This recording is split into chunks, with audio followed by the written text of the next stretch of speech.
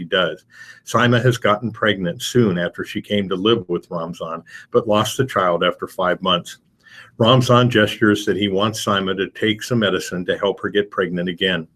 Sima rarely looks in his direction, but says she has no quarrel with him, nor does she plan to leave. Sima says she understands her husband's gestures, but it's hard to know. Most of the translations are done by his 12-year-old niece, Hasina, Sabil's daughter from a previous marriage. Hasina was 10 when Sima married her uncle Ramzan. Her mother left to live with Sima's father. Hasina stayed in the house with her uncle and her elderly grandparents to cook, clean, and keep Sima company. She even prepared Sima's wedding dinner. When Sima married my uncle, my mother told me to leave school and be with Sima because she will be all alone at home, Hasina said. Hasina recalls that Sima seemed so young, the family felt sorry for her. At her age, she should have been playing. Back at Sima's old home, her 7-year-old sister, Asma, wanders around shoeless, her hair matted with dirt and dust. Asma already has been promised to her cousin, who is about 10. They will be married when she reaches puberty. All right, thanks, Bob. Going back to the Lincoln Journal-Star, they actually have a story in here from the Washington Post. Some of the most conservative members of Congress say that they are ready to vote for a budget that would, at least on paper, balloon the deficit to more than $1 trillion by the end of the decade, all for the sake of eventually repealing the Affordable Care Act. In a dramatic reversal, many members of the hardline House Freedom Caucus said Thursday they are prepared later this month to support a budget measure that would explode the deficit and increase the public debt to more than $29.1 trillion by the year 2026, figures contained in the budget resolution itself.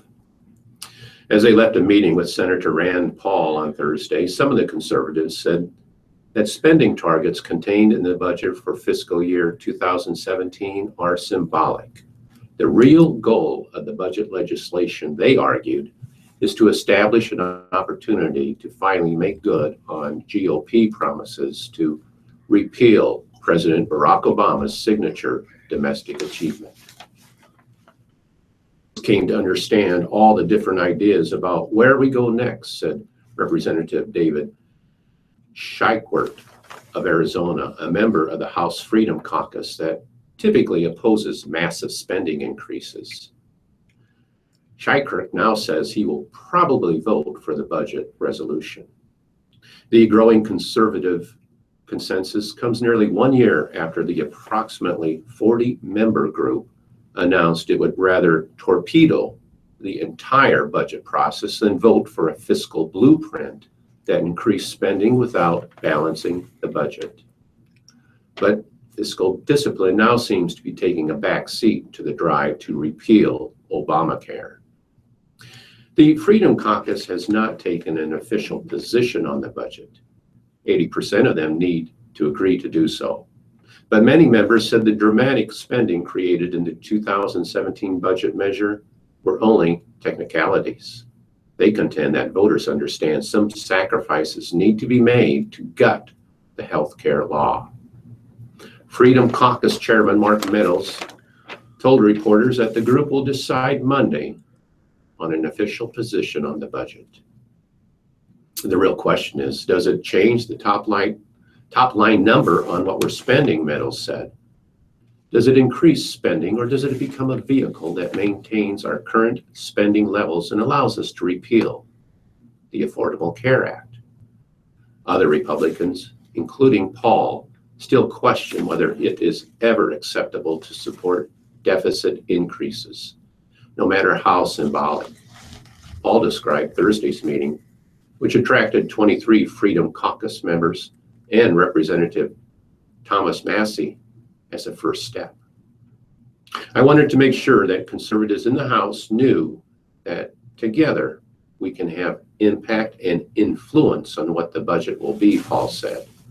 I heard one person say that, well, we'll vote for this now, but we won't in 4 months. My point is that the Republican leadership will come back and say, you already voted for it once. Why not vote for it a second time? From Harare, Zimbabwe's wildlife agency said Thursday that it sold 35 elephants to China to ease overpopulation and raise funds for conservation amid criticism from animal welfare activists that such sales are unethical. This once prosperous country's economy has fallen apart, and Zimbabwe's government has said it needs to sell wildlife to support its people in conservation efforts. The government also has sought to sell its ivory stockpile for millions of dollars. The Zimbabwe Parks and Wildlife Management Authority did not say how much China paid for the 35 elephants, but said it was turning to friendly countries to extract value out of our wildlife. This is the first time Zimbabwe has confirmed the December 23 sale since activists announced that a plane was carrying the animals to China. The Wildlife Agency didn't say whether the elephants were adults, which has been a concern for some conservation groups. Why is it done clandestinely and then announced 2 weeks later? Because we know that at times calves have been taken away from their mothers. Conditions have been atrocious, and the money, no one really knows how it is used, said Johnny Rodriguez, whose Zimbabwe Conservation Task Force has been vocal about elephant sales to China. A similar outcry followed similar sales in 2015. Zimbabwe's government budgets nothing for conservation, and the Wildlife Agency is self-sustaining. The Wildlife Agency said it followed international regulations in the sale, adding that it previously sold other animals to Western nations. Back to Washington. The country's top intelligence official testified to Congress on Thursday that Russia's meddling in the 2016 presidential campaign went well beyond hacking to include disinformation and the dissemination of fake news, an effort, he said, that continues to this day. Whatever crack, fissure they could find in our tapestry, they would exploit it, said Director of National Intelligence James Clapper, who was testifying before the Senate Armed Services Committee on foreign cybersecurity threats, especially Russian hacking and interference in the election.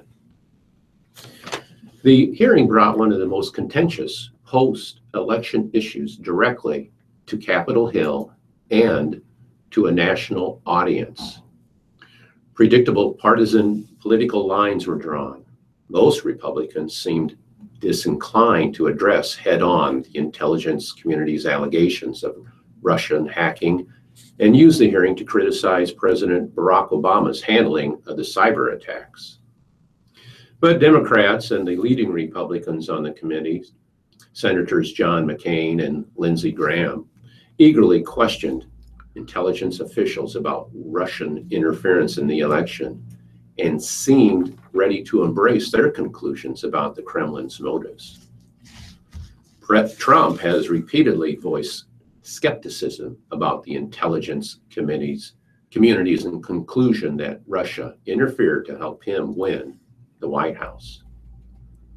In a related story, Senator Ben Sasse said Thursday he believes the United States is well served by an intelligence community that is unparalleled in the world.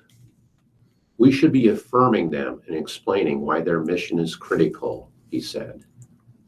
Sasse's comments came at a time when President-elect Donald Trump is questioning the capability, performance, and reliability of U.S. intelligence agencies, expressing doubts about their assessment that Russia attempted to influence the U.S. presidential election through targeted cyber attacks. Cyber warfare will be a key priority for me, Sasse said during a quick telephone interview from Washington while he was hurrying to the meeting of the Senate Armed Services Committee.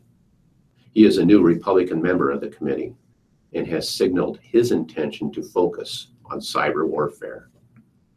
I'm very concerned that we're not spending nearly enough time or energy on the challenges of cyber warfare, Sasse said.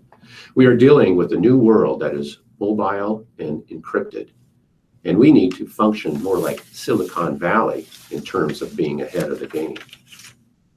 Russia, he said, is heavily committed to cyber attacks as part of its global strategy. Sasse expressed concern about the way the public debate is becoming narrowly partisan in assessing what Russia is doing or trying to accomplish. There is no question that Russian President Vladimir Putin is a bad guy, Sass said, and he is attempting to spread Russian power and influence across the world in a negative way in opposition to U.S. or Western interests. Sass said his new committee assignments will allow him to concentrate on the concerns most often identified by Nebraskans. I hear the most about Supreme Court nominees in Obamacare repeal and replacement, he said. He'd add national security to that list. He has moved to the Senate Judiciary Committee along with the Armed Services Committee, leaving his seat on the Senate Agriculture Committee. The Judiciary Committee will consider future nominees to the U.S. Supreme Court, as well as the nomination of Senator Jeff Sessions of Alabama to serve as Attorney General in the Trump administration. Sass said he will meet soon with Sessions and let him come and lay out the argument for his confirmation. Some civil rights groups are opposing Sessions. In 1986, a Senate committee rejected his nomination for a federal judgeship, citing past racist comments.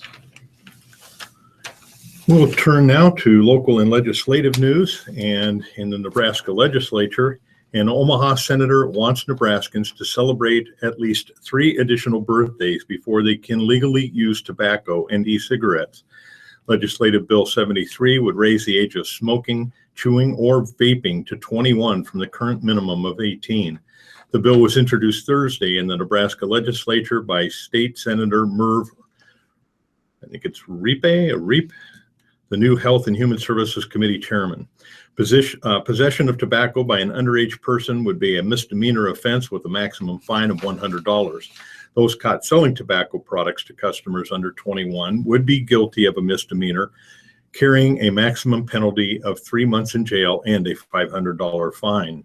Repe, a retired hospital administrator from Ralston, said the move to age 21 could prevent youth from starting smoking. He said the change would make it easier for retailers because the ages for buying alcohol and tobacco would match. Nebraska driver's licenses are oriented vertically instead of horizontally until a person turns 21. Repe said his goal is to help address a serious public health issue in a way that doesn't increase taxes, like last year's attempt to raise the tobacco tax. About 7% of middle school students and 25% of high school students have used some kind of tobacco products, according to Center for Disease Control and Prevention data from 2015. Young people need to get started on the right track. If the bill is approved, Nebraska would join California and Hawaii, he said. Repe's proposal was among 93 bills, 1 constitutional amendment, and 3 legislative resolutions tossed into the legislative hopper for the first day of bill introduction. Among the others, traffic stops. Nebraska drivers would be given advice about how to behave when stopped by the police under LB 82, sponsored by Senator Carol Blood of Bellevue. The bill would require the Department of Motor Vehicles to put traffic stop information in the state driver's manual.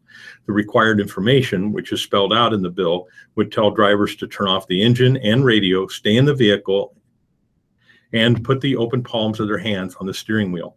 It would also advise drivers to remain polite and not to argue with the officer at the scene. The bill says that law enforcement will explain why a driver has been stopped. Traffic stops at times can become contentious and have led to fatal shootings. Religious garb. Public school teachers would be allowed to wear religious habits, hijabs, yarmulkes, or crosses under LB 62, introduced by Speaker of the Legislature Jim Scheer of Norfolk. The bill would repeal a law originally passed in 1919 during a national wave of anti-Catholic sentiment.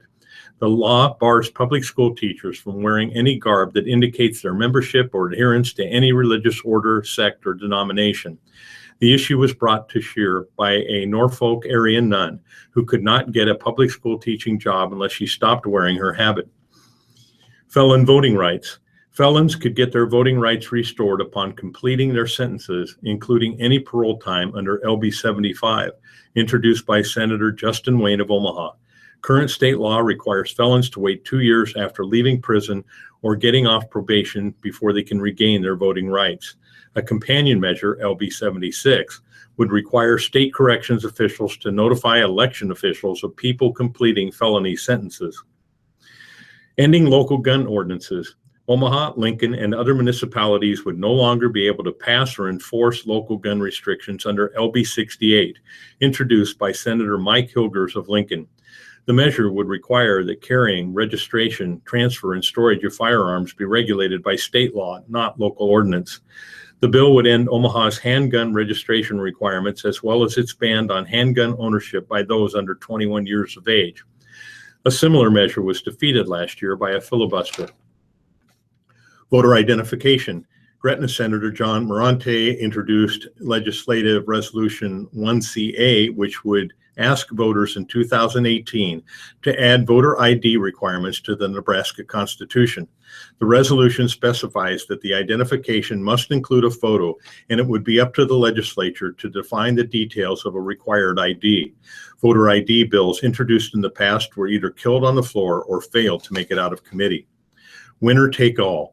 Morante also introduced LB 25, a perennial measure to return Nebraska to a system of awarding all presidential electoral votes to the statewide winner. Nebraska and Maine are the only two states that allow their electoral college votes to be split.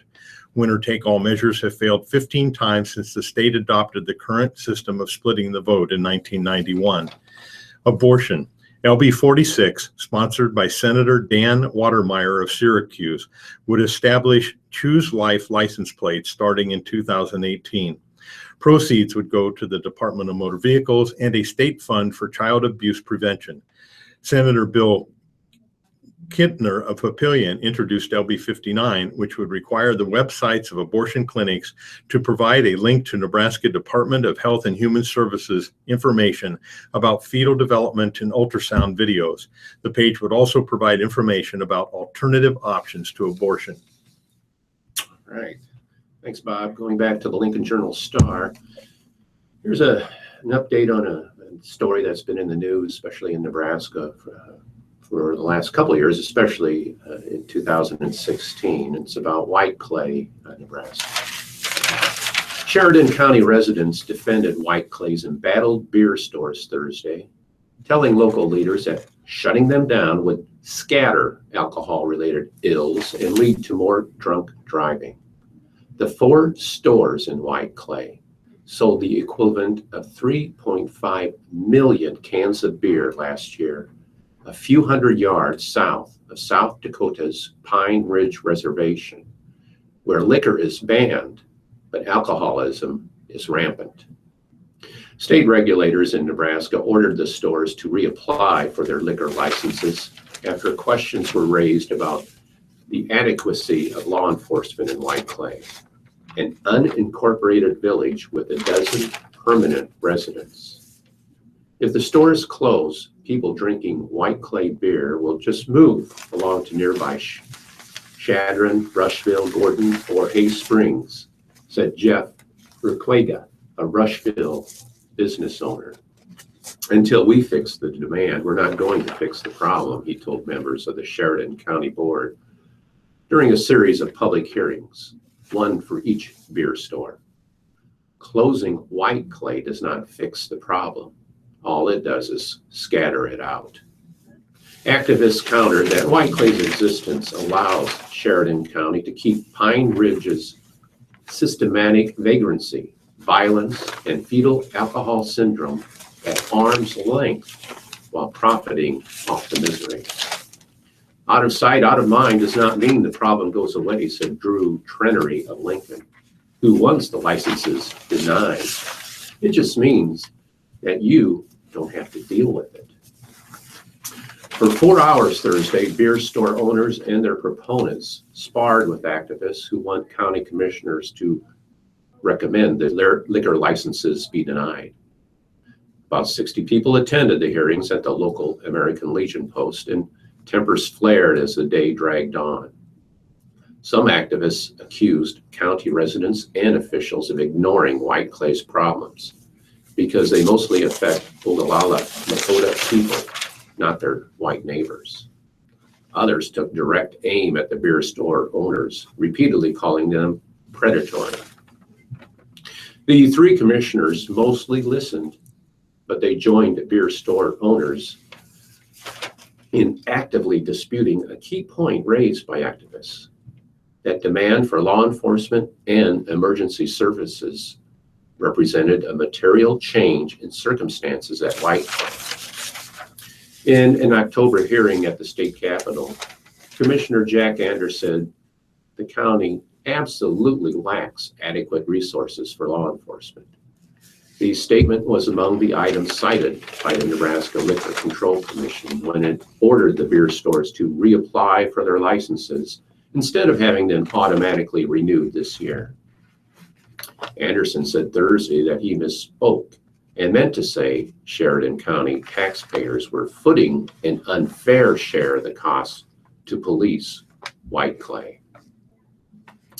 County Attorney Jamon Simmons said she and Sheriff Terry Robbins are still trying to determine exactly how much county time and resources are spent in White Clay. She disputed figures cited by some activists, which were based on statements by Commissioner James Krotz, that White Clay consumes 35% of the county's law enforcement budget. Simmons said the percentage was oversimplified and based on a 2008 review of Pine Ridge residents in the county's jail populations. More recent reviews have shown that White Clay accounts for about 20% of arrests in the county and 14 to 16% of the county's 911 dispatches. Abram Newman, who works at White Clay's Lakota Hope Ministry, said he has feared for his safety, but assumed law enforcement was so far away that they would only be there to scrape my body up off the pavement. Owners of the other three beer stores, Arrowhead Inn, Jumping Eagle Inn, and State Line Liquor, also spoke, along with Gordon City Manager Jacob, a statement by the City Council supporting liquor licenses. Former tribal president Brian Brewer asked them to trust the tribe's decision, which is based on firsthand knowledge of alcohol's impact on the reservation. We know what it does to our people. Most studies show decreasing access to alcohol leads to fewer drunk driving incidents, not more, argued activist John Maish, a former liquor regulator from Oklahoma. Other social ills that might spread elsewhere if the beer stores are closed already exist in White Clay, Newman said. If it's unacceptable in Rushville, it should be unacceptable in my community as well. Commissioners will meet again Tuesday to make a decision. Besides recommending approval or denial, they could also do nothing and simply let the Nebraska Liquor Control Commission handle the issue. The State Liquor Board is expected to hold its own public hearing in Lincoln later this year. With a $900 million multi-year budget gap, Governor Ricketts has introduced his budget early and stresses urgency. As a general overview, the cuts proposed are a 4% cut to most state agencies, 2.3% cut to University of Nebraska. The areas where no cuts are proposed is corrections, state aid to schools, special education funding, and some health and human services programs. New funding proposed is $11.2 million boost in sales taxes from Amazon collecting tax on online purchases, and then a plan of fund transfers of $92 million from cash reserves and $21.5 million from other cash funds. With nearly $900 million budget gap looming over the state, Governor Pete Ricketts broke with tradition Thursday to give early budget proposals to lawmakers. He unveiled the proposal along with a call for quick legislative action a week earlier than governors normally deliver budget plans to the legislature. Legislative leaders promised to consider the plans carefully while trying to meet the governor's timetable. It can happen, said Speaker of the Legislature, Jim Scheer of Norfolk. Ricketts' plan would take care of $276 million worth of the state's budget gap and balance the budget for the fiscal year ending June 30. It would spare K through 12 education, correction, and some health and human service programs while making across-the-board cuts to most state agencies and dipping into the state's rainy day fund. The University of Nebraska would see smaller cuts than most agencies. The plan also would take advantage of an expected increase in sales tax revenues from Amazon's decision to start collecting taxes from Nebraskans buying online. Ricketts said state lawmakers need to act soon because there are only 6 months left in the current fiscal year. He said he hopes the Appropriations Committee will send a package to the full legislature by early February. This is a pressing matter that we have to address, he said. It is important we get this one done quickly to set up the next budget biennium.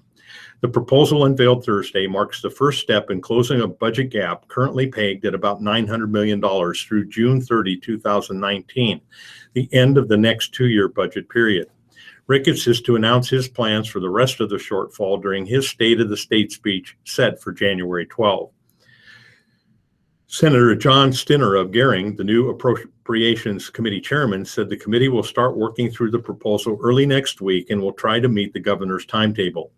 He said he didn't see any big concerns with Ricketts' recommendations at first glance, though he hadn't had a chance to fully digest them.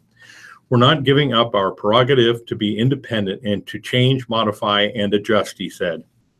Senator Kate Bowles of Omaha, a fellow Appropriations Committee member, says she wants to be sure the committee has time to study the proposal and that Nebraskans have time to weigh in on it. It will be very important for us to be deliberate and thoughtful with how we move forward, she said. But she praised the governor for proposing a combination of budget changes, not just cuts. Scheer said lawmakers could move quickly on the 3-bill package that makes up the governor's budget plan, although much will depend on the Appropriations Committee. The Budget Making Committee, which includes members from across the state and a variety of political ideologies, is a good barometer for how bills will be received by the full body, Scheer said. Ricketts' recommendations include 4% cuts to the amount previously appropriated to most state agencies, plus cuts to some specific programs. The budget cuts add up to about $171 million, but they are partly offset by $20 million of proposed spending increases. Among the increases is $7.8 million needed to pay the Nebraska Families Collaborative, which manages child welfare cases in eastern Nebraska, for serving a larger than anticipated number of children. Along with the increases, Ricketts said about 70% of the state's budget total would be spared from cuts, including state aid to schools, special education funding, and corrections. School aid accounts for the largest portion of the state budget, coming in at $952 million this year. Special education funding accounts for an additional $222 million. Most direct care services and public aid programs within HHS would also be spared. The University of Nebraska would face a smaller 2.3% cut to its operations budget. Ricketts said he worked with the university so that it shares in the budget pain while still meeting the needs of students. We worked collaboratively with them to really come to an agreement with how we could help them, he said. NU President Hank Bounds said the proposed $13.3 million cut is painful, but it will be manageable. We've made enough good decisions early that we can manage this, he said, referring to hiring freezes, travel limitations, and other spending slowdowns that started last year.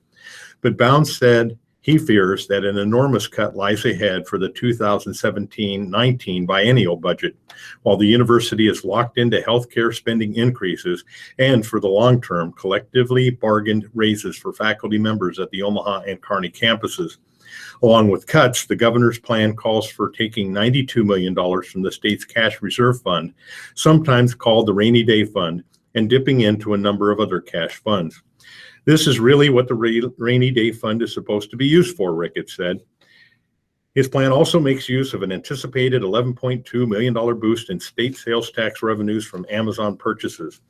That total represents 5 months' worth of sales taxes on items that Nebraskans buy through Amazon.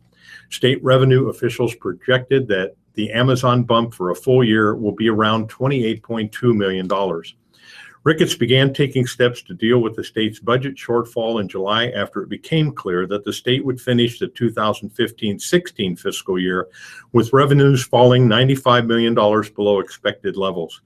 He ordered all the agencies under his control to rein in spending and urged other agencies to do the same. He also directed state officials to hold back some of the money appropriated to the agencies for the current year. As projections for the shortfall grew with new revenue forecasts, he increased the holdback to 4% of appropriations for most agencies. Bowles and others have questioned the legality of that approach, saying only the legislature can set the state budget under the Nebraska Constitution. Ricketts rejected the criticism, saying the executive branch is responsible for the allotments of state appropriations through its budget director. The governor can cut the budget. The governor can't cut the budget, but he can manage it, he said. What we have done is given the legislature the freedom to act, he said. Ricketts said he worked closely with the state agency officials in crafting the current budget proposal. Among the specific cuts were to programs that had unneeded funds. For example, he proposed $22.5 million worth of cuts to the Medicaid budget. That includes $7.5 million that is not needed because expenses are lower than anticipated. The state can save the remaining $15 million because HHS took action to start collecting drug rebates for previous years. Renee Fry, executive director of the Open Sky Policy Institute, raised concerns that the proposed higher education cuts would lead to tuition increases and, in the case of community colleges, property tax increases. She also questioned the wisdom of taking so much money from the cash reserve fund when national trends suggest that the state could face a long run of budget woes. From the Lincoln Journal-Star, crime story. The family of a 32-year-old woman found dead in her Northeast Lincoln home early Monday is asking that anyone who knows anything about how she died to come forward to help the police investigating her death. Amanda J. Nielsen's husband called 911 to summon medical crews to their home at 1141 Carlos Drive at 4:24 a.m. Monday morning, saying he found her not breathing, according to Lincoln police.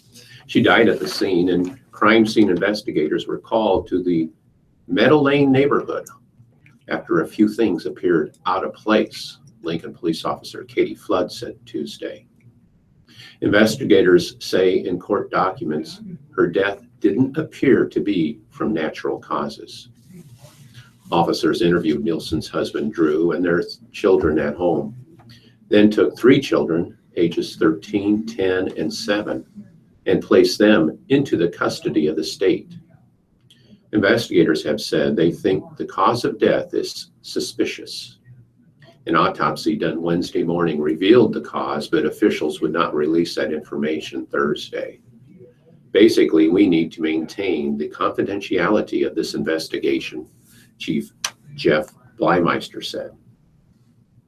Evidence seized from the home during a search was still being processed Thursday afternoon.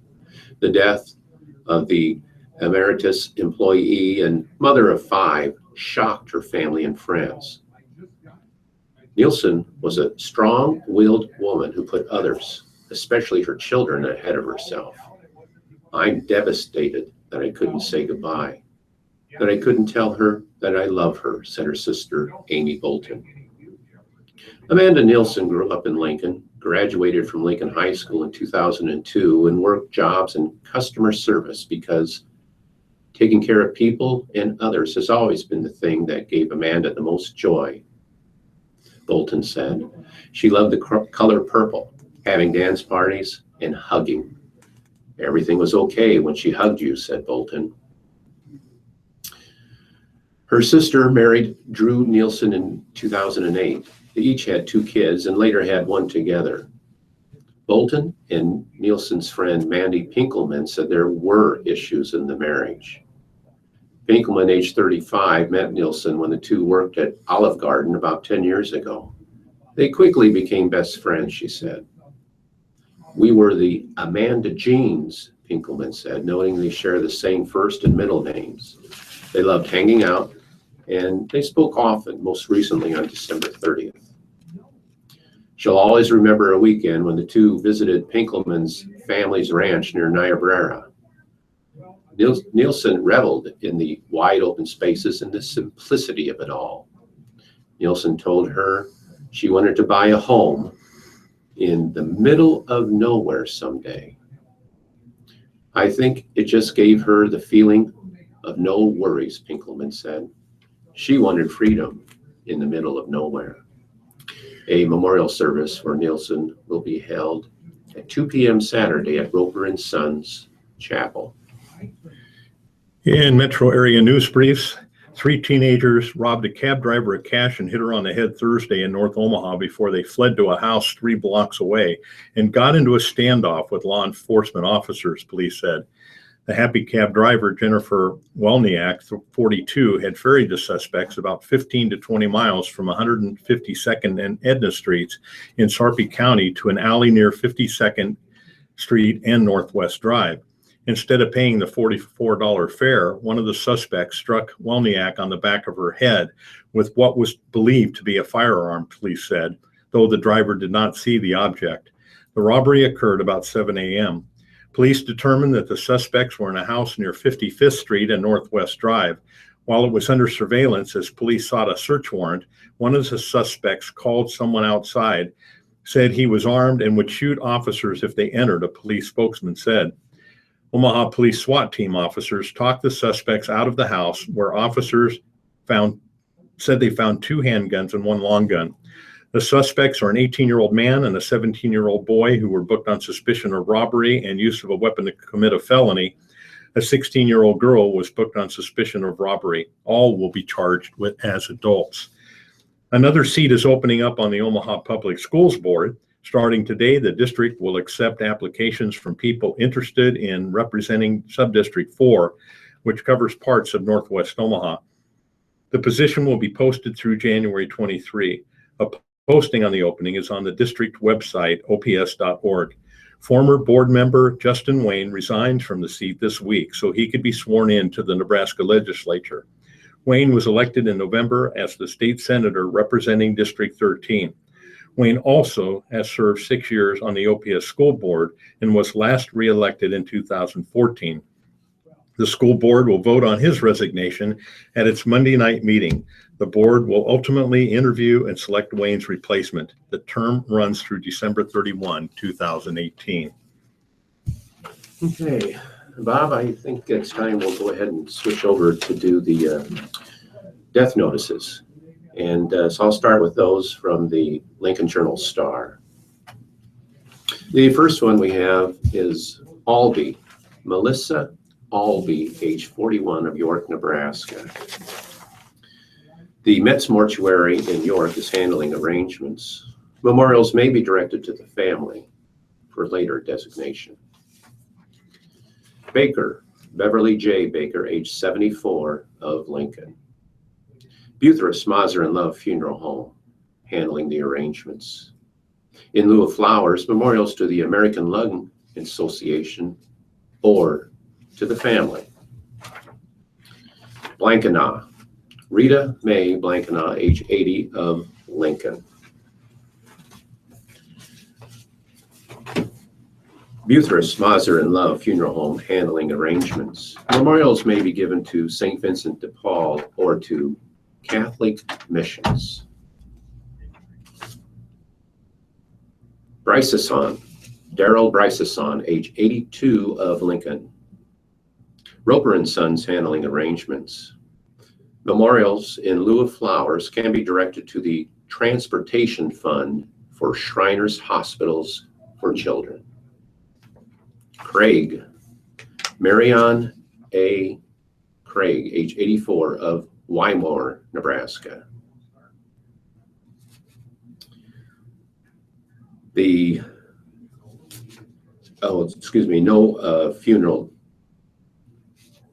No mortuary is listed, but the funeral will be Saturday at the Wymore Presbyterian Church.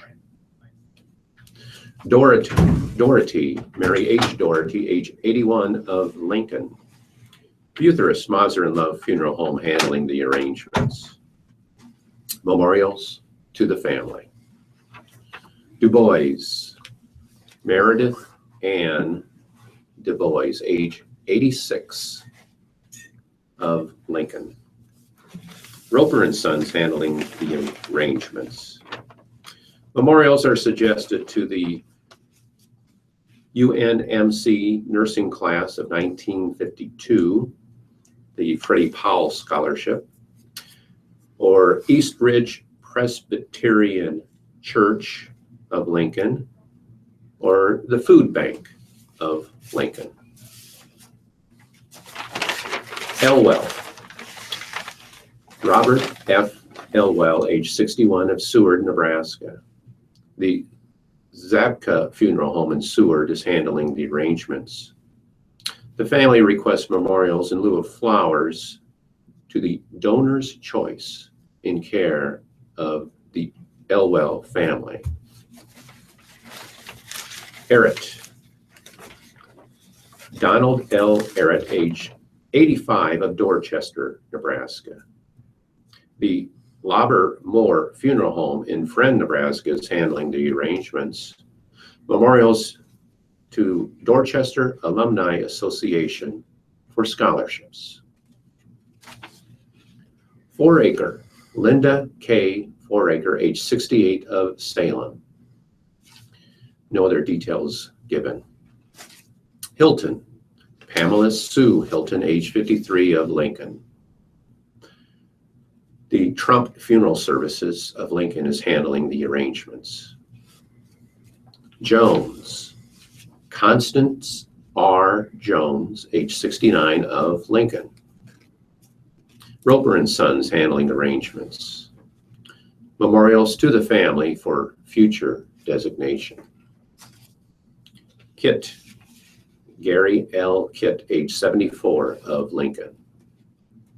Buthurus, Maser and Love Funeral Home handling arrangements. In lieu of flowers, memorials to the family.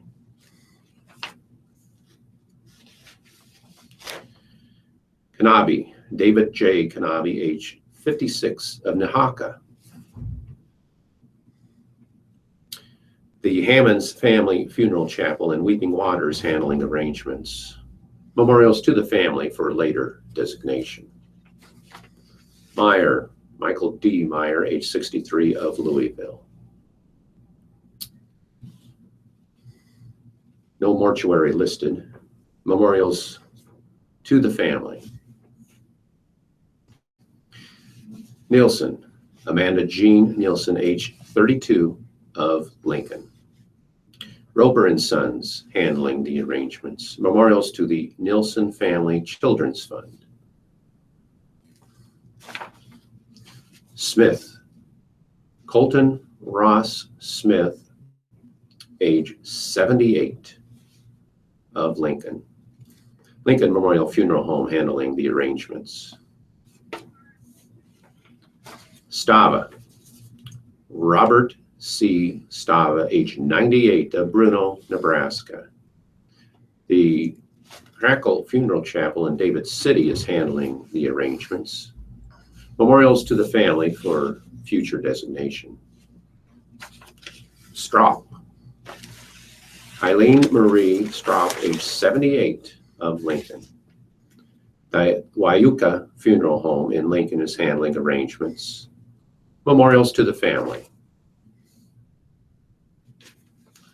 Trawler Knight, Harlan W. Trawler Knight, age 75, of Lincoln.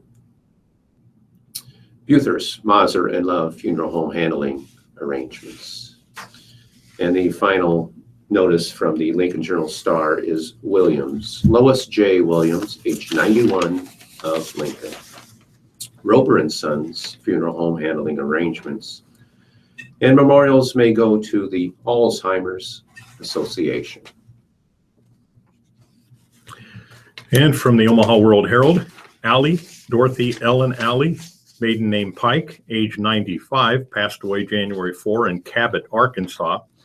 As per Dorothy's wishes, she has been cremated and her ashes will be interred next to Marvin at a later date. Cremation arrangements are by Moore Jacksonville Funeral Home in I believe, Cabot, Arkansas. Anderson, Jolene Anderson, maiden name Shives, age 66. Memorials to Nebraska Humane Society or Hope Presbyterian Church. Memorial service will be held Monday, January 9 at 11 a.m. at Hope Presbyterian Church. There is no funeral home listed. Beatty, Mark Stephen Beatty, age 60. Memorials will be directed by the family. Hefe Hoffman DeVore Cutler, Bel Air Chapel. Bielak, George D. Bielak, age 78. Memorials to the Jewish Community Center of Omaha, John A. Gentleman Mortuaries on 72nd Street. Bohacek, Kathleen K. Bohacek, maiden name Calvert, age 91. Memorials to Catholic Charities or the Red Cross, John A. Gentleman Mortuaries, 72nd Street location. Brown, Quincy Lee Brown Jr., age 80. There will be no funeral service. There is no funeral home listed. Brueggemann, Warren Lee Brueggemann, age 77, a veteran. Memorials requested to the American Cancer Society or the Dystonia Medical Research Foundation. Bethany Funeral Home, 82nd and Harrison. Burge, Keith Burge, age 50, of Forestville, Missouri. Memorials may be made to his Children's Education Fund. Bow Funeral Home in O'Fallon, Missouri is handling the arrangements. Buskirk, Tracy Lynn Buskirk, age 44. Memorials are suggested to Springfield State Bank, care of Allison Lundquist Educational Fund. Celebration of Life service only on Saturday, January 7th at 2 p.m. at the Springfield Methodist Church. There's no funeral home listed. Chrisman, Patsy L. Chrisman, age 92, of Omaha. Services are pending. Brahman Mortuary Southwest Chapel is handling the arrangements. Circo, Matthew V. Circo. There's no age listed. A veteran. There will be military honors by the Benson VFW Post 2503, Hefe Hoffman DeWort Cutler, Bel Air Chapel. Clark, Patrick Rick Clark, age 61. Arbor Cremation Society on South 125th Avenue. Covert, Etta Mae Covert, age 94. Private family service, memorials to Faith Westwood United Methodist Church, West Lawn Hillcrest Funeral Home on Center Street. Dahmer, Mark Henry Dahmer, age 59, in lieu of flowers, memorials to St. Croix Hospice, West Lawn Hillcrest Funeral Home on Center Street. Gerber, Bernice Gerber, age 97, memorials to Beth Israel Synagogue. The Jewish Funeral Home is handling the arrangements. Good Edwards, Betty Good Edwards, age 93. Raider Mortuary on 108th Street is handling the arrangements. Griffiths, Joshua M. Griffiths, age 36. Memorials to be sent in care of the family. West Lawn Hillcrest Funeral Home on Center. Gus, Sandra L. Gus, age 64, of Carter Lake, Iowa. Celebration of Life at Carter Lake Catholic Church, Saturday, January 7 at 2 to 4 p.m. In lieu of flowers, a food donation at the celebration would be welcome. No funeral home is listed. Hall, Jackie Neal Hall, age 80, a veteran. In lieu of flowers, memorials to Cure Alzheimer's Association Fund. Bellevue Memorial Chapel of Hefe Hoffman DeWort Cutler. Henderson, Maxine Claire Henderson, age 84, of Stephenville, Texas. Arrangements are by Lacey Funeral Home. I'm assuming that that is in Lacey, Texas, or excuse me, Stephenville, Texas. It doesn't state that. Howell, Mary Helen Howell, maiden name Snyder, age 81, formerly of Coyne, Iowa. Memorials to the Donor's Choice. Hackett's Livingston Funeral Home in Shenandoah, Iowa. Hubert, Catherine Hubert, age 95, maiden name Chadwick. Brahman Mortuary, 72nd Street Chapel. Ishii, Rose K. Ishii, age 92. Memorials to Omaha JACL or charity of your choice. Crosby Burkett, Swanson Golden Colonial Chapel on West Center. Jones, Michael R. Jones, age 66. Memorials may be directed to the family. Hefe Hoffman DeWort Cutler, Bel Air Chapel. Kamari, Peter K. Kamari, 53. No viewing, no service. Bremer Funeral Home on Maple Street. Kane, Joanne R. Kane, maiden name Robertson, age 86. In lieu of flowers and memorials, please extend a kind act for someone in need. Hefe Hoffman, DeWart Cutler, Bel Air Chapel. Carney, Claire May Carney, maiden name Bailey, age 86. Riken Veith Funeral Home in Oakland, Iowa is handling the arrangements. Memorials may be given to the Oakland, Iowa Christian Church. Killian, Tina Marie Killian, age 47, in lieu of flowers, memorials to the Nebraska Humane Society, Brahman Mortuary, Southwest Chapel on South 144th. Klauman, Vernie Dean Klauman, age 63, John A. Genman Mortuaries on North 72nd Street.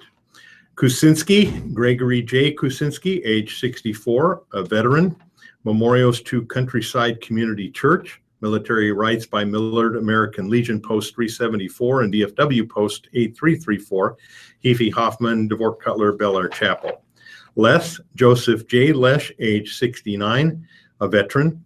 In lieu of flowers, memorials requested to the American Cancer Society, Bethany Funeral Home at 82nd and Harrison. Limbeck, Marvin R. Limbeck, age 93, memorials to the St. Stephen the Martyr Church or the American Cancer Society. John A. Gentleman Mortuaries on Pacific Street is handling the arrangements.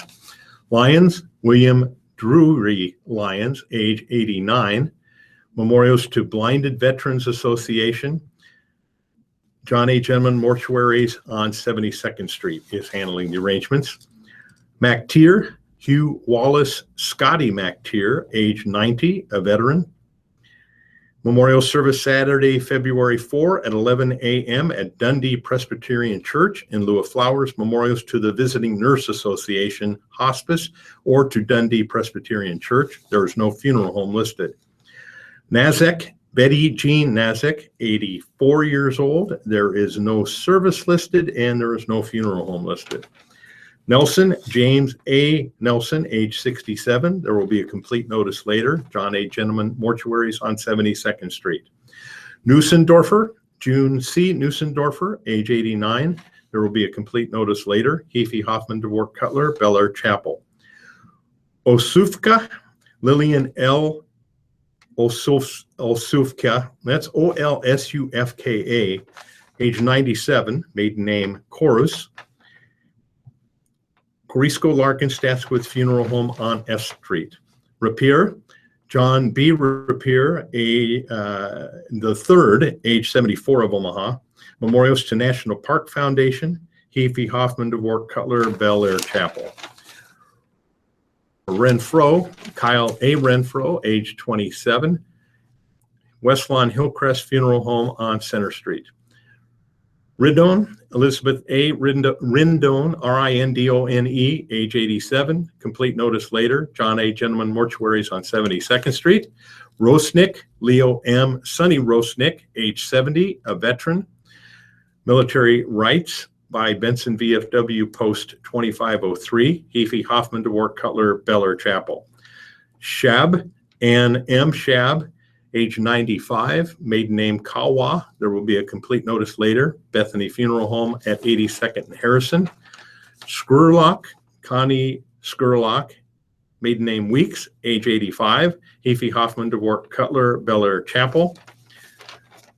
Sloboth, Evelyn M. Sloboth, maiden name Johnson, age 91. Memorials to Holy Cross Educational Trust or Columban Fathers. Hefe Hoffman, DeWart Cutler, Bel Air Chapel. And my final listing is Snell, Lewis O. Snell, age 91, a veteran. Military honors by Benson VFW Post 2503. Memorials will be directed by the family. Hefe Hoffman, DeWart Cutler, Bel Air Chapel. Listeners, memorials to the Radio Talking Book Network are tax deductible and will go a long way in keeping Radio Talking Book on the air. Please keep Radio Talking Book in mind when memorials are listed as donor's choice or your favorite charity. Donations should be sent to Radio Talking Book Network, 7101 Newport Avenue, Suite 205, Omaha, Nebraska, 68152. Thank you for being a Radio Talking Book Network listener and supporter. And thank you very much, Bob Gutting and Jim Carlson, for reading the first hour from today's Omaha World Herald and the Lincoln Journal-Star. We will take a short break here. Back to the readers in the second hour of today's program. And you are tuned to the Radio Talking Book Network in Nebraska. Now it is time to present the Senior Home Delivery Meal Menus for those listeners. Surveys show that's one of the most popular segments. And I guess that makes sense when a lot of the elderly are the ones that are listening to the program. January 6th, broccoli starter with This is interesting. I didn't know this. roast Ben Sass potatoes, is taking himself off the agricultural committee. Yes, I saw that. So there will be fruit, No, no Nebraska. blueberry muffins with margarine, Guy's a piece of work. hot pieces from the kind of He's just an interesting character. he is. And thank you very much for that. And Pelican, you can hear an expanded version. As usual, Lincoln Journal-Star. Star is just one side of the editor. Oh, really? I just remember there's always just a couple usually, so I'll have that. And then, there's a brief editorial. Yeah. Otherwise, there is a show called Weekend I like to Turbo's cartoon today. around a little bit because of holiday programming, but it is back at its normal time. Yeah. Saturdays from 6:30 to 4:30 p.m. Very true. This one should be a good one. It's the first program that Robert Conrad has done in this new year of 2017, and it's an all-request show. Here he is to tell us more about it. Yes, it's that curiously strange and offbeat surreal music, living convivial companionship. It's Weekend Radio. I'm Robert Conrad. I have fun on the radio, and so will you. This week, the first of our two all-request shows. You can hear it all right here. Weekend Radio is heard every Saturday at 3:30 p.m.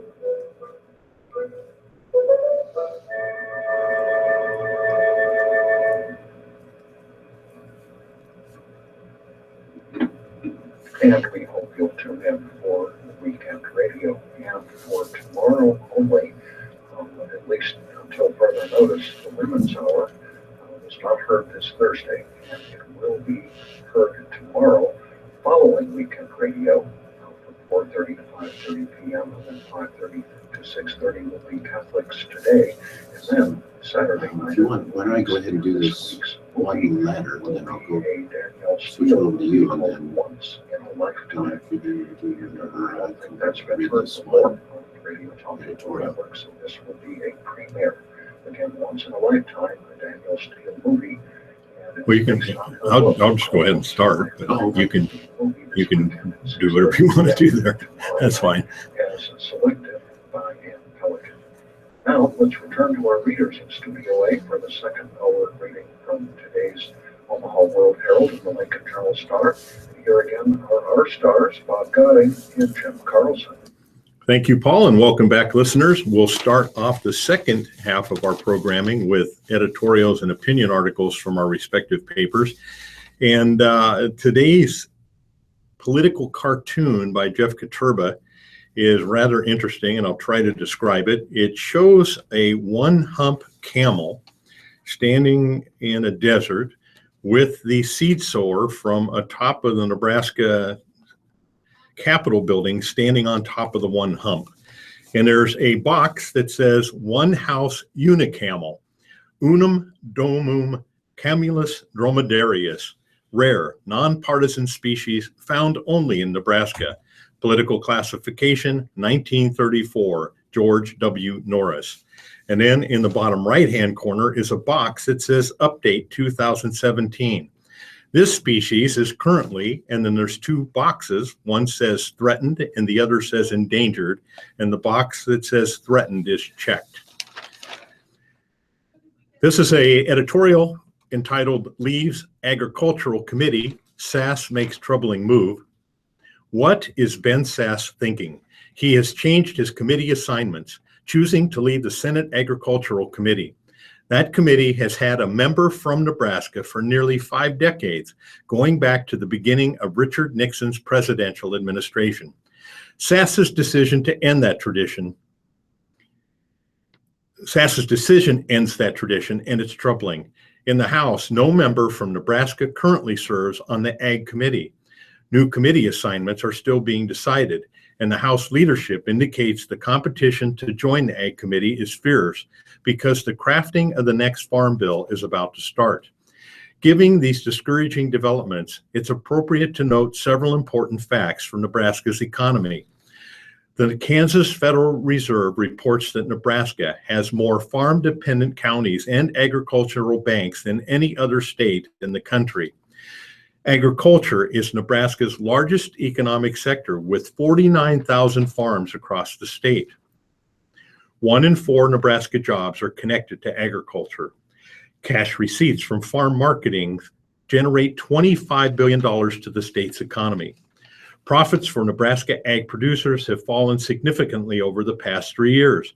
In 2013, they totaled $7.5 billion.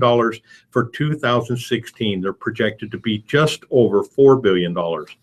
Ag-related loan defaults in 2016 were at the highest level in 3 years in the 7-state region covered by the Kansas City Fed. The Omaha World Herald reported in November that borrowing is up by farmers for working capital, the cash used to pay for day-to-day operating expenses. These strong, long-standing ties connecting Nebraska's economy to the ag sector make it extremely difficult to understand and respect the decision by Sass, Nebraska's junior senator, to end his service on the Senate Agricultural Committee. A senator has an obligation to understand the primary needs of his state and work energetically in Washington to promote them. Sass is keeping his seat on the Banking Committee and moving to the Armed Services and Judiciary Committees. With Republicans in the majority in the Senate, the judicial nominees from the incoming Trump administration will face far fewer obstacles than had Democrats gained control in the 2016 elections. His decision to leave the Ag Committee puts pressure on Senator Deb Fischer, a Sand Hills rancher, to leave one of her committees and fill the void left by the junior senator. But Fischer hasn't been twiddling her thumbs in Washington over the past 4 years. On the contrary, Fischer has proved herself an especially hardworking lawmaker in line with her past service at the Nebraska legislature. She has extensive commitments on key issues in her committees, serving as congressional leader on infrastructure policy and as a senior member of the Armed Services Committee, which Sass has decided to join as well. The roads and bridges funding she champions is of direct importance to Nebraska's economy and ag sector, and her energetic work on armed services has given her expertise on Offutt Air Force, its capabilities, and its need. At a time of major stress on the ag economy, with Congress beginning its development of the next Farm Bill, Nebraska deserves to have representation on the Senate Agricultural Committee. Sass is yet to provide a convincing explanation for why he has decided to abandon service on a committee with such major impact on Nebraska. Along with that cartoon you read to begin with. I think so. Okay. Back to the Lincoln Journal-Star. There's just one letter to the editor today, and I'll go ahead and read that. It's entitled, "Skeptical of Graduation Rates." Everyone should be very careful when cheering for increased high school graduation rates.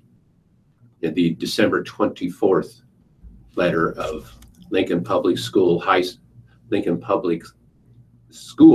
school graduation rate climbs. For educators whose continued employment is threatened in the name of school reform, there are 2 methods available to accomplish the appearance of the academic improvement demanded by some politicians and by all corporate school reformers. One is test fraud. It has been tried many places, including Nebraska, but it is fraught with the danger of getting caught. This danger is related to the trail of evidence left by the process of educator-conducted test fraud. Fraudulent graduation rates are different. They are much safer because they are much more difficult to detect and prove and there is very little motivation to do so. All it takes to graduate a student whose academic performance does not deserve a diploma is one or more decisions to issue a pass when an academic performance deserves a fail. Consider some recent history. In April of 2014, the U.S. Department of Education reported an increase in the national graduation rate.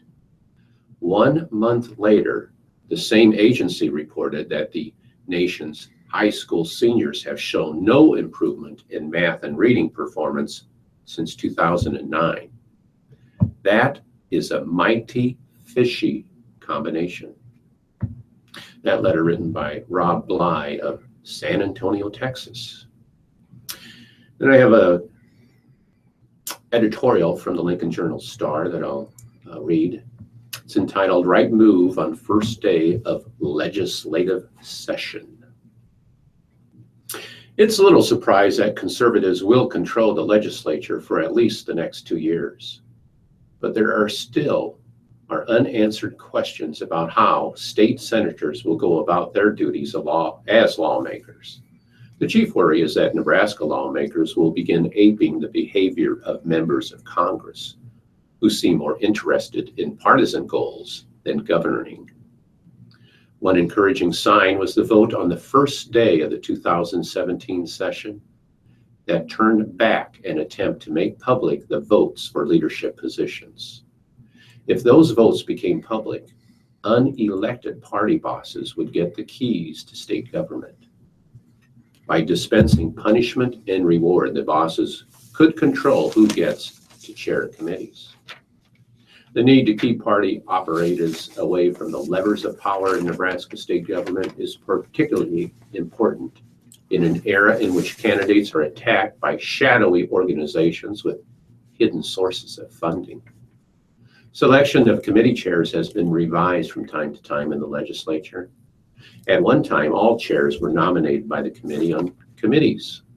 Secret ballots have been in use since that practice was abolished in 1973. Pressure has been building in Republican Party headquarters to end the secret ballots as the party gradually became overwhelmingly dominant in the state. Eventually, the goal of becoming part of the state Republican Party platform.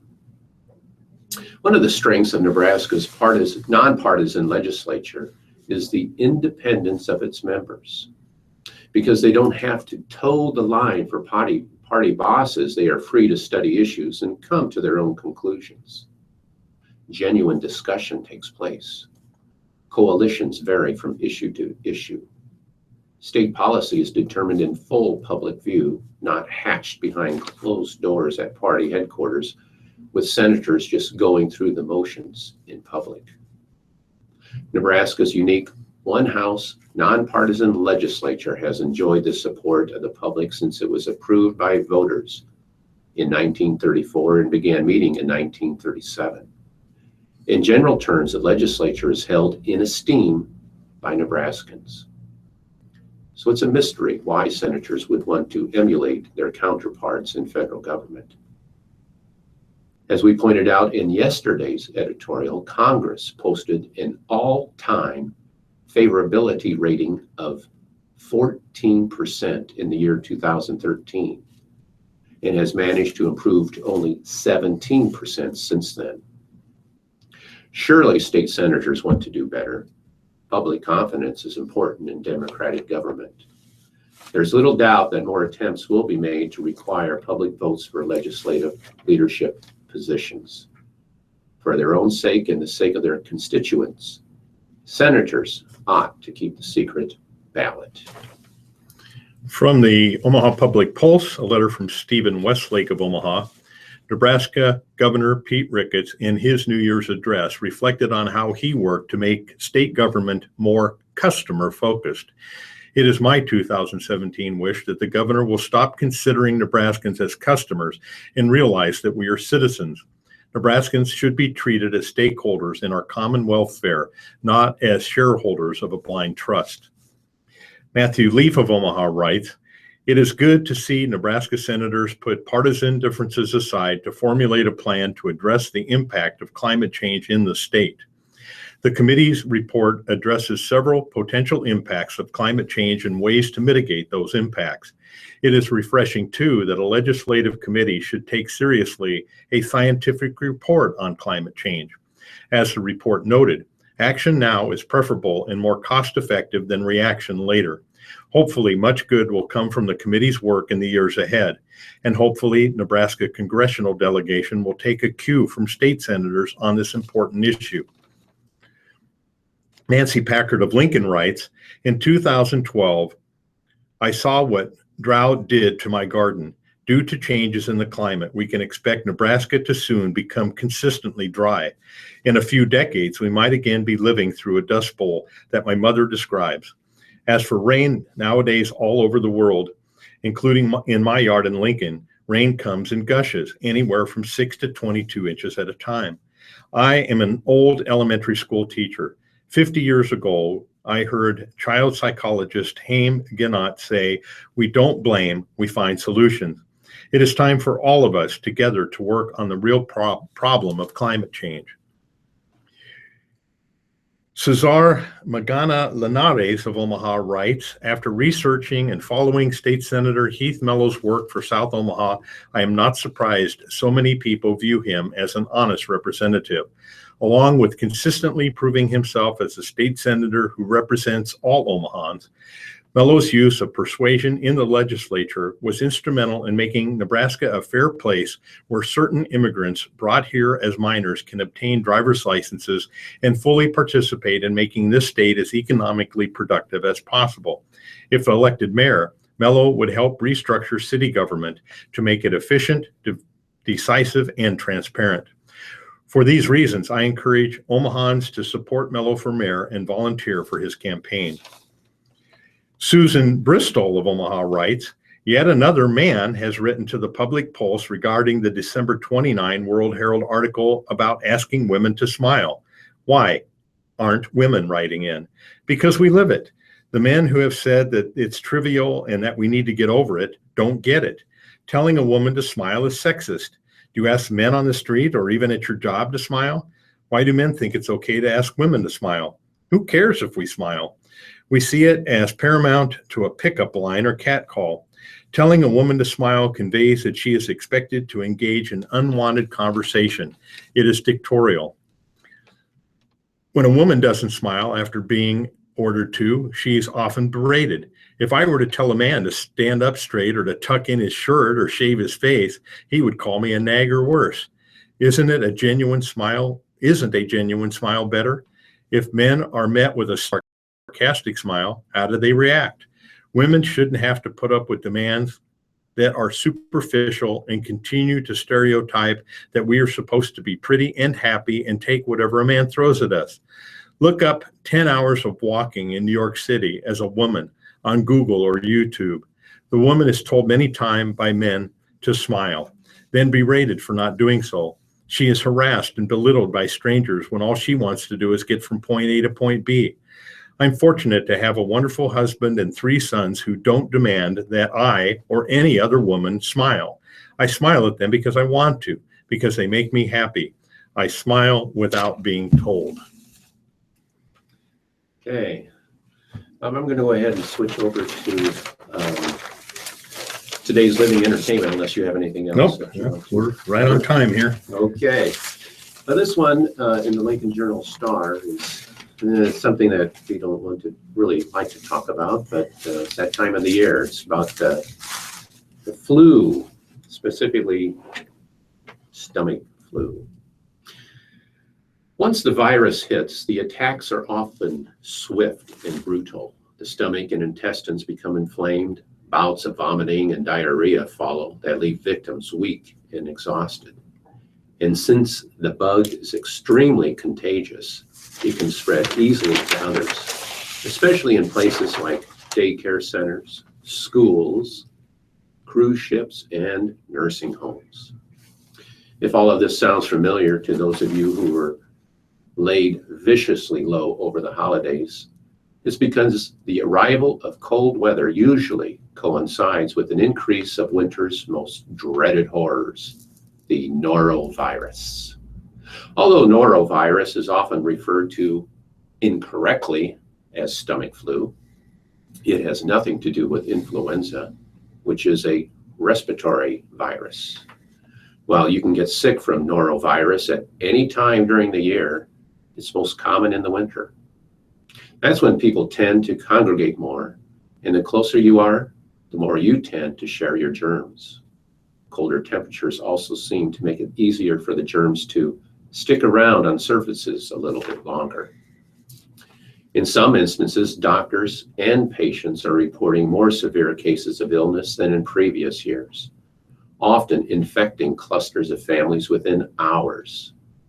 Some parents describe children throwing up multiple times while opening holiday presents. That's not a pleasant sight at all. Heather Felton, a Louisville pediatrician, said her practice had a multitude of cases of gastroenteritis, the medical term, the week before Christmas. Many patients spiked fevers between 102 and 103 degrees. We don't usually get that high temperature for your typical stomach bug, she said. Dr. Felton, who is part of a physician's moms group on Facebook that has about 60,000 members, said the severity of gastroenteritis cases was a recent discussion thread with doctors from Virginia and Ohio reporting similar symptoms. Most of what people are saying is that it's more severe, lasting longer, and people feel a lot worse, she said. Some of the physicians fell ill themselves. She added that and posted that the virus really knocks me off my feet. Jeff Bernstein, a Silver Spring, Maryland pediatrician, said his practice has had a noticeable increase in cases in the past 3 weeks, with the peak just before the Christmas weekend. Most have been manageable and typical for this time of year. But in some cases, he said the abdominal pain was so severe the families were worried about appendicitis. On average in the United States, norovirus annually causes 19 to 20 million cases of acute gastroenteritis, meaning inflammation of the stomach or intestines or both. This year, norovirus outbreaks reported appeared to be pretty much on par with previous years. Thanksgiving is typically the unofficial start of the season, with another uptick near the holidays at the end of December. So far, we're seeing essentially the same viruses in circulation as we saw during last season, the doctor said, with no indication of new or especially virulent strains, but it's still early. Data from the last several years show that outbreaks probably will spike between February and March. All states report norovirus outbreaks to the CDC, but agency officials also rely on a surveillance system that gets faster real-time assessments. Any outbreak reported to 9 state health departments across the country is reported to the CDC within 7 days. Norovirus is typically spread through vomit and stool. People become sick by eating food or drinking liquids that are contaminated with the norovirus, by touching surfaces or objects contaminated, and then putting their fingers to their mouth, or by caring for or sharing food or eating utensils with a sick person. Most people who are sick from norovirus get better in 1 to 3 days. People are most contagious when they are sick and during the first few days after symptoms have gone away. There is no specific medicine to treat the illness. To prevent dehydration, drink plenty of liquids to replace fluids lost from throwing up and diarrhea. Severe dehydration may require hospitalization for treatment. There are many different types of norovirus, so yes, you can get sick from the virus many times in your life. Being infected with one type may not protect you against others. Wow. Good news, huh? Yeah. So being the new year, it's a good time to give your appliances some tender loving care. And this is an article by Elizabeth Mayhew of the Washington Post. She writes, "For me, the new year prompts a cleaning frenzy. No sense waiting until spring. I prefer to launch into the new calendar knowing that my house is spick and span. In addition to the areas of my house I clean regularly, such as the kitchen sink, toilets, and floors, I also focus on my appliances, which typically get overlooked. By not cleaning your appliances, you are just allowing germs to thrive. You're just not allowing germs to thrive, but you are also affecting the machine's performance. Here are 6 appliances you should clean regularly, as well as advice on how to do so and how often. Your dishwasher. Clean your dishwasher monthly to prevent a buildup of germs and maintain the efficiency of the machine. You want to make sure your dishes are clean. Pour distilled white vinegar into a dishwasher-safe cup. I usually use a 2-cup Pyrex measuring cup and place the cup upright on an empty dishwasher top rack. Run a few cycles using the hot water setting. Next, deodorize the machine by sprinkling a cup of baking soda on the bottom of the tub and running the dishwasher on a half cycle with hot water. Afterward, leave your dishwasher open for a few hours to air it out. Your coffee maker. Give your coffee maker a thorough cleaning once a month. Hard water minerals can build up in its inner workings, which can not only affect the taste of your joe, but also slow down its brewing time. Again, distilled white vinegar does the trick. Fill the machine's reservoir with equal parts vinegar and water and place a paper filter into the machine's basket. Brew the solution halfway. Turn off the machine and let it sit for 30 minutes. Turn the machine back on and finish brewing. Pour out the solution, replace the filter, and run clean water through the machine 2 more times. Your refrigerator. Remove everything from your refrigerator quarterly so you can wipe down the inside. This is a healthy habit too, because it will allow you to more easily check for expired food. Toss anything past its prime. Wipe and deodorize shelves with a solution of warm water and baking soda. 1 tablespoon baking soda mixed with 1 quart warm water. If you can, pull the refrigerator away from the wall and vacuum dust and dirt that has collected. When you go to refill your refrigerator, don't overstuff it. You need room to let cool air circulate, which will keep food at a safe temperature. Refrigerator should be set at 37 to 40 degrees and your freezer at 0 degrees. Conversely, don't leave your refrigerator empty. Refrigerators need to have some items in them to maintain low temperatures. Items absorb the warm air that enters when you open the door. When you restock your refrigerator, keep items such as soda, beer, and pasteurized fruit juices on the top shelf. This is not the coldest place in your fridge, so you want to avoid storing items such as milk that spoil easily there. On the middle shelf, store items that require a consistent temperature, including eggs, butter, and jarred foods such as tomato sauce. On the bottom shelf, the coldest part of your refrigerator, store items that spoil easily, such as dairy products and raw meat. Store condiments such as ketchup, jam, salad dressings, mustard, and pickles on the refrigerator door. These items tend to be high in salt, sugar, and vinegar, so they can withstand higher temperatures. Store vegetables in the drawer labeled high humidity and store fruit in the low humidity drawer, sometimes called the crisper. Your washing machine. Washing machines can be breeding grounds for salmonella and other germs.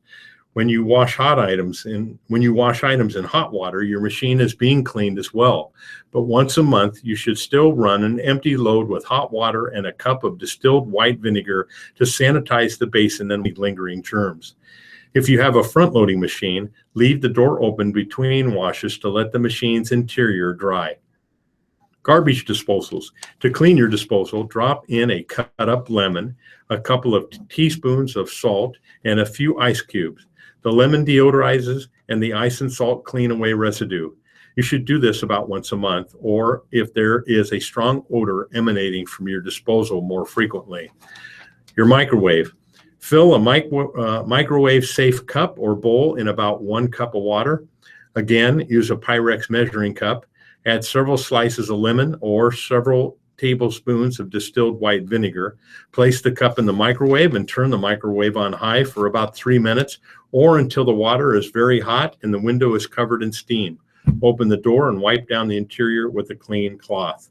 Elizabeth Mayhew is a Today Show style expert and former magazine editor and is the author of Flip for Decorating. Well, I was trying to keep track of those things that I do on a regular basis, and I don't think there's any of them. I've got a lot of work to do, huh? Okay, back to the Lincoln Journal-Star. The Salvation Army of Lincoln is nearing its Christmas fundraising goal of $617,000, but is still short. It has raised $586,186, or about 95%, leaving the organization about $31,000 short. Major Jamie Pennington said in a news release that the Christmas goal represents about 40% of the organization's budget for the entire year. After we have purchased food and gifts for the Christmas season for those in need, the donations really help keep our doors open and lights on for the entire year. That is why these donations are crucial for us throughout the year. Last year, the Salvation Army helped more than 14,000 people with food and other services. Although the red kettles have disappeared, donations can still be made online or by phone, and all funds donated in Lincoln stay in Lincoln. Going to Ask Amy column. There's one letter here that I thought would be of interest, entitled Adult Daughter May Have Eating Disorder. Dear Amy, due to a job layoff last year, our 32-year-old daughter has been living with my husband and me. She recently returned to work, but receives a low salary and no health insurance. She has gluten intolerance, which requires meals without wheat and other additives. She refuses to eat the difficult to find and expensive gluten-free meals I purchase. She will not accept any money or use the microwave. The food she purchases is scanty. She appears emaciated, but is adamant, without benefit of medical advice, that her weight is normal. She even pointed out that a certain model was skinny, although the model appeared to be heavier than she is.